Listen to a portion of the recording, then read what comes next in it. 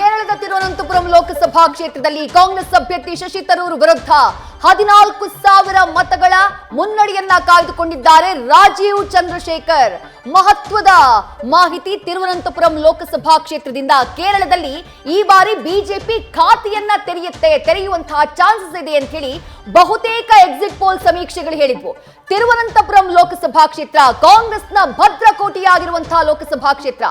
ಆ ಲೋಕಸಭಾ ಕ್ಷೇತ್ರದಲ್ಲಿ ಶಶಿ ತರೂರ್ ಅವರ ವಿರುದ್ಧ ಸದ್ಯ 14,000 ಮತಗಳ ಮುನ್ನಡೆಯನ್ನ ಕಾಯ್ದುಕೊಂಡಿದ್ದಾರೆ ರಾಜೀವ್ ಚಂದ್ರಶೇಖರ್. ಕೊನೆ ಸುತ್ತಿನ ಮತ ಎಣಿಕೆಯಲ್ಲಿ 14,000 ಮತಗಳಿಂದ ಮುನ್ನಡೆಯನ್ನ ಕಾಯ್ದುಕೊಂಡಿದ್ದಾರೆ. ಬಹುತೇಕ ಗೆಲ್ಲುವಂತಹ ಚಾನ್ಸಸ್ ಇದೆ ರಾಜೀವ್ ಚಂದ್ರಶೇಖರ್ ಅನ್ನುವಂತಹ ಅಪ್ಡೇಟ್ ಸದ್ಯಕ್ಕೆ ಲಭ್ಯವಾಗ್ತಾ ಇರೋದು. ಇಫ್ ಇನ್ ಕೇಸ್ ಹಾಗಾಗಿದೆಯಾದಲ್ಲಿ ಕೇರಳದಲ್ಲಿ ಬಿಜೆಪಿ ಮೊಟ್ಟ ಮೊದಲ ಬಾರಿಗೆ ತನ್ನ ಖಾತೆಯನ್ನ ಓಪನ್ ಮಾಡಲಿದೆ. ಇನ್ನು ರಾಷ್ಟ್ರ ರಾಜಧಾನಿ ದೆಹಲಿ 7-7 ಕೂಡ ಬಿಜೆಪಿ ಮುನ್ನಡೆಯಲ್ಲಿದೆ. ಆಪ್ ಅಭ್ಯರ್ಥಿಗಳಿಗೆ ದೆಹಲಿ ಮತದಾರರು ಶಾಕ್ ಕೊಟ್ಟಿದ್ದಾರೆ. ದೆಹಲಿ ಮತದಾರರು ಹೆಂಗೆ ಅಂತಂದ್ರೆ ವಿಧಾನಸಭೆಗೆ ಆಮ್ ಆದ್ಮಿ, ಲೋಕಸಭೆಗೆ ಬಿಜೆಪಿ. ಇದು ಕಳೆದ 1 ದಶಕದಿಂದ ನಡ್ಕೊಂಡು ಬರ್ತಾ ಇರುವಂತ ಸಂಪ್ರದಾಯ. ಈ ಬಾರಿಯೂ ಕೂಡ ಕಂಟಿನ್ಯೂ ಆಗುವಂತ ಮುನ್ಸೂಚನೆ ಕಾಣ್ತಾ ಇದೆ. ಬಿಜೆಪಿಯ ಎಂಪಿಗಳಿದ್ರಲ್ಲ ಕಳೆದ ಬಾರಿಯ 7 ಜನ ಎಂಪಿಗಳು, ಅದರಲ್ಲೊಬ್ರು ಗೌತಮ್ ಗಂಭೀರ್. ಇನ್ನೂ ಉಳಿದಂತ ಎಂಪಿಗಳಿಗೂ ಕೂಡ ಟಿಕೆಟ್ ಕೊಡಲೇ ಇಲ್ಲ. ಹೊಸಬರನ್ನೇ ಅವಕಾಶ ಕೊಟ್ಟರು. ಆ ಹೊಸಬರು ಈಗ ಗೆಲುವಿನ ಕಡೆಗೆ ಮುಖ ಮಾಡ್ತಾ ಇದ್ದಾರೆ. 7-7 ಕ್ಷೇತ್ರದಲ್ಲಿ ದೆಹಲಿಯಲ್ಲಿ ಬಿಜೆಪಿ ಮುನ್ನಡೆಯಲ್ಲಿದೆ. ಜೈಲಿಂದ ಬಂದು ಪ್ರಚಾರ ಮಾಡಿದ್ರು ಕೂಡ ಕೇಜ್ರಿವಾಲ್ ಅವರ ಪಾರ್ಟಿಗೆ ಯಾವುದೇ ಉಪಯೋಗ ಆಗಿಲ್ಲ. ನಿಮ್ದೇನಿದ್ರು ಕೂಡ ರಾಜ್ಯ ನೋಡ್ಕೊಳ್ಳಿ, ದೇಶ ನೋಡ್ಕೊಳ್ಳೋದಕ್ಕೆ ಬಿಜೆಪಿ ಎನ್ನುವಂಥ ಸಂದೇಶವನ್ನ ದೆಹಲಿಯ ಮತದಾರರು ಕೊಟ್ಟಂಗೆ ಕಾಣಿಸ್ತಾ ಇದೆ. 7-7 ಕ್ಷೇತ್ರದಲ್ಲಿ ದೆಹಲಿಯಲ್ಲಿ ಬಿಜೆಪಿ ಮುನ್ನಡೆಯನ್ನ ಕಾಯ್ದುಕೊಂಡಿದೆ ಈ ಹಂತದಲ್ಲಿ ಅನ್ನೋ ಡೀಟೇಲ್ ಅಪ್ಡೇಟ್ಸ್ ನ ಗಮನಿಸ್ತಾ ಇದ್ದೀರಿ. ಮತ್ತೊಂದು ಕಡೆ ಬೇರೆ ಬೇರೆ ರಾಜ್ಯಗಳಲ್ಲಿ ಏನಾಗ್ತಾ ಇದೆ, ಎಷ್ಟು ಸೀಟ್ ಯಾವ ಪಕ್ಷಕ್ಕೆ ಅನ್ನುವಂಥದ್ದನ್ನ ಕೂಡ ನೋಡ್ತಾ ಇದ್ದೀರಿ.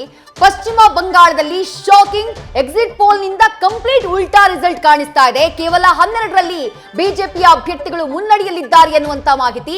20ಕ್ಕೂ ಹೆಚ್ಚು ಕ್ಷೇತ್ರಗಳಲ್ಲಿ ಟಿಎಂಸಿಯ ಅಭ್ಯರ್ಥಿಗಳು ಮುನ್ನಡೆಯಲ್ಲಿದ್ದಾರೆ ಅನ್ನುವಂತ ಅಪ್ಡೇಟ್ ಲಭ್ಯವಾಗ್ತಾ ಇರೋದು. ಲೋಕಸಭಾ ಚುನಾವಣೆಗೆ ಸಂಬಂಧಪಟ್ಟ ಹಾಗೆ ಪಶ್ಚಿಮ ಬಂಗಾಳದಿಂದ ಹೆಚ್ಚಿನ ಸೀಟ್ಗಳ ನಿರೀಕ್ಷೆಯನ್ನ ಮಾಡಿತ್ತು ಬಿಜೆಪಿ. ಬಟ್ ಅಲ್ಲಿ ಆಗಿಲ್ಲ, ಅಲ್ಲಿ ಉಲ್ಟಾ ರಿಸಲ್ಟ್ ಬರ್ತಾ ಇದೆ. ಎಲ್ಲಾ ಎಕ್ಸಿಟ್ ಪೋಲ್ಗಳಿಗಿಂತಾನು ಉಲ್ಟಾ ರಿಸಲ್ಟ್ ಪಶ್ಚಿಮ ಬಂಗಾಳ ಲೋಕಸಭಾ ಚುನಾವಣೆಗೆ ಸಂಬಂಧಪಟ್ಟ ಹಾಗೆ ಕಾಣಿಸ್ತಾ ಇರೋದು.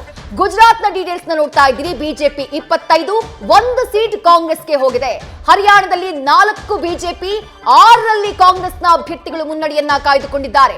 ಮತ್ತೊಂದು ಕಡೆ ಹಿಮಾಚಲ ಪ್ರದೇಶದಲ್ಲಿ 4 ಲೋಕಸಭಾ ಕ್ಷೇತ್ರಗಳಲ್ಲಿ ಬಿಜೆಪಿಯ ಅಭ್ಯರ್ಥಿಗಳು ಮುನ್ನಡೆಯನ್ನ ಕಾಯ್ದುಕೊಂಡಿದ್ದಾರೆ. ಜಮ್ಮು ಕಾಶ್ಮೀರದಲ್ಲಿ ಬಿಜೆಪಿ 2, ಕಾಂಗ್ರೆಸ್ 2 ಹಾಗೆ ಇತರರು 2 ಕ್ಷೇತ್ರದಲ್ಲಿ ಮುನ್ನಡೆಯನ್ನ ಕಾಯ್ದುಕೊಂಡಿದ್ದಾರೆ. ಕೇರಳದಲ್ಲಿ ಎನ್ಡಿಎ ಅಭ್ಯರ್ಥಿಗಳು 2 ಕ್ಷೇತ್ರದಲ್ಲಿ, ಯುಡಿಎಫ್ 16ರಲ್ಲಿ, ಎಲ್ಡಿಎಫ್ 2ರಲ್ಲಿ ಮುನ್ನಡೆಯನ್ನ ಕಾಯ್ದುಕೊಂಡಿದೆ. Madhya Pradesh clean sweep right. Yes, ಈಗ ಎರಡನೆಯ ಡೀಟೇಲ್ ಉತ್ತರ ಕನ್ನಡದಲ್ಲಿ 2 ಲಕ್ಷಕ್ಕೂ ಅಧಿಕ ಮತಗಳ ಅಂತರದಲ್ಲಿ ಕಾಗೇರಿಯವರು ಮುನ್ನಡೆಯಲ್ಲಿದ್ದಾರೆ. ಎಸ್, ಗೆಲುವು ಡಿಕ್ಲೇರ್ ಆಯಿತು ಅನ್ನೋದು ಈಗ ಸಿಗ್ತಾ ಇರುವಂತಹ ಮಾಹಿತಿ. ಉತ್ತರ ಕನ್ನಡದಲ್ಲಿ ವಿಶ್ವೇಶ್ವರ ಹೆಗಡೆ ಕಾಗೇರಿ ಗೆಲುವು ಪಡೆದಿದ್ದಾರೆ. 2ನೆಯ ಗೆಲುವು ಕೋಲಾರದ ನಂತರ ಈಗ ಉತ್ತರ ಕನ್ನಡದಲ್ಲೂ ಕೂಡ ಬಿಜೆಪಿ ಗೆದ್ದಿದೆ. ಇಲ್ಲೊಂದು ಪ್ರಶ್ನೆ ಇತ್ತು, ಬಿಜೆಪಿನ ಅನಂತ್ ಕುಮಾರ್ ಹೆಗಡೆನಾ ಅನ್ನೋದು ಪ್ರಶ್ನೆ. ಕಾರಣ 6 ಬಾರಿ ಗೆದ್ದಂತವರಾಗಿರೋದ್ರಿಂದ ಅವರ ಕಾರಣಕ್ಕಾಗಿ ಬಿಜೆಪಿ ಕಾರಣಕ್ಕಾಗಿ ಅವರ ಅಂತ ಇತ್ತು. ಬಟ್ ಇವತ್ತು ಉತ್ತರ ಸಿಕ್ಕಿದೆ. ಅನಂತ್ ಕುಮಾರ್ ಹೆಗಡೆಯ ಕಾರಣಕ್ಕಾಗಿ ಬಿಜೆಪಿ ಅಲ್ಲ, ಬಿಜೆಪಿ ಕಾರಣಕ್ಕಾಗಿ ಬಿಜೆಪಿ ಎನ್ನುವಂತ ಉತ್ತರ ಸಿಕ್ಕಿದೆ. ಕಾರಣ ಕಾಗೇರಿಯವರು ಗೆದ್ದು ಬೀಗಿದ್ದಾರೆ. ಕಳೆದ ವಿಧಾನಸಭಾ ಎಲೆಕ್ಷನ್ ನಲ್ಲಿ ಸೋತಿದ್ದಂತ ಕಾಗೇರಿ ಗೆದ್ದು ಲೋಕಸಭೆಯನ್ನ ಪ್ರವೇಶ ಮಾಡ್ತಾ ಇದ್ದಾರೆ. ಎಸ್, ರಾಮನಗರದಲ್ಲಿ ಬಿಜೆಪಿ ಸೆಲೆಬ್ರೇಷನ್ ಮಾಡ್ತಾ ಇರುವಂತ ಸಂಭ್ರಮಾಚರಣೆಯಲ್ಲಿ ತೊಡಗಿರುವಂತ ದೃಶ್ಯವನ್ನ ನೀವು ನೋಡ್ತಾ ಇದ್ದೀರಿ. ಕನಕಪುರ ಇದ್ದಾಗ ಒಮ್ಮೆ ಬಿಜೆಪಿ ಗೆದ್ದಿತ್ತು, ಕನಕಪುರ ಲೋಕಸಭಾ ಇದ್ದಾಗ. ಆ ನಂತರ ಅಲ್ಲಿ ಬಿಜೆಪಿಗೆ ಸಂಭ್ರಮಾಚರಣೆಗೆ ಅವಕಾಶ ಸಿಕ್ಕೇ ಇರಲಿಲ್ಲ. ಈಗ ಜೆಡಿಎಸ್ನ ಜೊತೆಗೆ ಸೇರಿ ಬಿಜೆಪಿ ಅಭ್ಯರ್ಥಿಯನ್ನ ಕಣಕ್ಕಿಳಿಸಿ ಅಥವಾ ಜೆಡಿಎಸ್ ಮೂಲದವರೇ ಬಿಜೆಪಿ ಅಭ್ಯರ್ಥಿಯಾಗಿ ಗೆದ್ದಿದ್ದಾರೆ ಅಥವಾ ಗೆಲ್ಲೋ ಹಂತದಲ್ಲಿದ್ದಾರೆ. ಬಿಜೆಪಿ ಕಾರ್ಯಕರ್ತರು ಸಂಭ್ರಮಾಚರಣೆಯಲ್ಲಿ ತೊಡಗಿದ್ದಾರೆ. ಕಳೆದ ವಿಧಾನಸಭೆಗೂ ಈಗಿನ ಲೋಕಸಭೆಗೂ ಯಾವ ರೀತಿ ವ್ಯತ್ಯಾಸ ಆಗಿದೆ ಅಂತ ನೋಡ್ತಾ ಇದ್ದೀರಿ. ಒಂದೊಳ್ಳೆ ಅಭ್ಯರ್ಥಿ ಇದ್ರೆ ಮತ್ತು ಪ್ರಚಾರದ ಕಣದಲ್ಲಿ ಅತಿರೇಕಗಳನ್ನ ಮಾಡದೆ ಪ್ರಚಾರವನ್ನ ಮಾಡಿದ್ರೆ ಗೆಲ್ಲಬಹುದು ಅನ್ನೋದಕ್ಕೆ ಮಂಜುನಾಥ್ ಅವರು ಉದಾಹರಣೆ. ನಾವಾಗಲೇ ಪ್ರಶ್ನೆ ಕೇಳಿದ್ವಿ, ನಿಮ್ಮ ಪ್ರತಿಸ್ಪರ್ಧಿ ಬಗ್ಗೆ ಏನು ಹೇಳ್ತೀರಿ ಅಂತ ಕೇಳಿದ್ರೆ, ಇಲ್ಲ ಸೋಲು ಗೆಲುವು ನಾರ್ಮಲ್, ಅದು ಸಹಜ ಅಂತ ಹೇಳ್ತಾರೆ. ಸೊ ಅಂದ್ರೆ ಅವರ ವ್ಯಕ್ತಿತ್ವವೇ ಬಿಜೆಪಿಗೆ ಹೈಲೈಟ್ಸ್ ಅದು.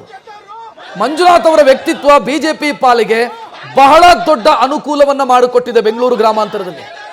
ಬಿಜೆಪಿ ಒಂದೇ ಅಲ್ಲ, ಜೆಡಿಎಸ್ ಒಂದೇ ಅಲ್ಲ, ಮಂಜುನಾಥ್ ಅವರನ್ನ ಆಯ್ಕೆ ಮಾಡಿದ್ದಿದೆಯಲ್ಲ ಮತ್ತು ಮಂಜುನಾಥ್ ಅವರನ್ನ ಬಿಜೆಪಿ ಅಭ್ಯರ್ಥಿಯನ್ನಾಗಿ ಕಣಕ್ಕಿಳಿಸಿದೆಯಲ್ಲ, ವೆರಿ ಕ್ಲೆವರ್ ಮೂವ್. ಅದರ ಪರಿಣಾಮ ಇವತ್ತು ಅಲ್ಲಿ ಗೆಲುವು ಬಿಜೆಪಿಗೆ ಸಿಕ್ಕಿರೋದು ಬೆಂಗಳೂರು ಗ್ರಾಮಾಂತರದಲ್ಲಿ. ಆ ಸಂಭ್ರಮಾಚರಣೆಯನ್ನ ಗಮನಿಸ್ತಾ ಇದ್ದೀರಿ. ಡಾಕ್ಟರ್ CN ಮಂಜುನಾಥ್ ಅವರ ನಿವಾಸದಲ್ಲಿ ಕಾರ್ಯಕರ್ತರೆಲ್ಲರೂ ಕೂಡ ಆಗಮಿಸಿ ಅವರಿಗೆ ಶುಭವನ್ನ ಕೋರ್ತಿದ್ದಾರೆ, ಹೂಗುಚ್ಛವನ್ನ ಕೊಟ್ಟು ಗೆಲುವಿನ ಶುಭಾಶಯವನ್ನ ಕೋರ್ತಿದ್ದಾರೆ. ಪತ್ನಿ ಅನಸೂಯ ಅವರು, ದೇವೇಗೌಡರ ಪುತ್ರಿ ಅನಸೂಯ ಅವರು ಕೂಡ ಜೊತೆಗಿದ್ದಾರೆ. ಬೆಳಗಾವಿಯ ಸೆಲೆಬ್ರೇಷನ್ ಅನ್ನ ಗಮನಿಸ್ತಾ ಇದ್ದೀರಿ. ಬೆಳಗಾವಿಯಲ್ಲಿ ಜಗದೀಶ್ ಶೆಟ್ಟರ್ ಗೆಲುವಿನತ್ತ ದಾಪುಗಾಲಿಡ್ತಾ ಇದ್ದ ಹಾಗೆ ಸಂಭ್ರಮಾಚರಣೆ ಜೋರಾಗಿದೆ. ಟಕ್ಕರ್ನ ಫೈಟ್ ನ ನಿರೀಕ್ಷೆ ಇತ್ತು ಬೆಳಗಾವಿಯಲ್ಲಿ. ಮಾಜಿ CM ಜಗದೀಶ್ ಶೆಟ್ಟರ್ ಹಾಗೆ ಕಾಂಗ್ರೆಸ್ನ ಅಭ್ಯರ್ಥಿಯಾಗಿದ್ದಂತಹ ಸಚಿವೆ ಲಕ್ಷ್ಮೀ ಹೆಬ್ಬಾಳ್ಕರ್ ಅವರ ಪುತ್ರ ಮೃಣಾಲ್ ಹೆಬ್ಬಾಳ್ಕರ್ ಅವರ ಮಧ್ಯೆ ಟಕ್ಕರ್ನ ಫೈಟ್ ನ ನಿರೀಕ್ಷೆ ಇತ್ತು. ಆದರೆ ಈಗ 1 ಲಕ್ಷಕ್ಕೂ ಹೆಚ್ಚು ಮತಗಳ ಅಂತರದಿಂದ ಮುನ್ನಡೆಯನ್ನ ಕಾಯ್ದುಕೊಂಡಿದ್ದಾರೆ ಜಗದೀಶ್ ಶೆಟ್ಟರ್. ಇಷ್ಟಾಗ್ತಾ ಇದ್ದ ಹಾಗೆ ಕಾರ್ಯಕರ್ತರು ಬೀದಿಗಿಳಿದು ಸಂಭ್ರಮಾಚರಣೆಯನ್ನ ಮಾಡ್ತಿದ್ದಾರೆ. ಬಿಜೆಪಿಯ ಭದ್ರಕೋಟೆ ಬೆಳಗಾವಿಯಲ್ಲಿ ಮತ್ತೊಮ್ಮೆ ಬಿಜೆಪಿಯ ಪತಾಕೆ ಹಾರಿದೆ. ಜಗದೀಶ್ ಶೆಟ್ಟರ್ ಬಿಜೆಪಿಯ ಸಂಸದರಾಗಿ ಆಯ್ಕೆಯಾಗುವತ್ತ ದಾಪುಗಾಲನ್ನ ಇಡ್ತಿದ್ದಾರೆ.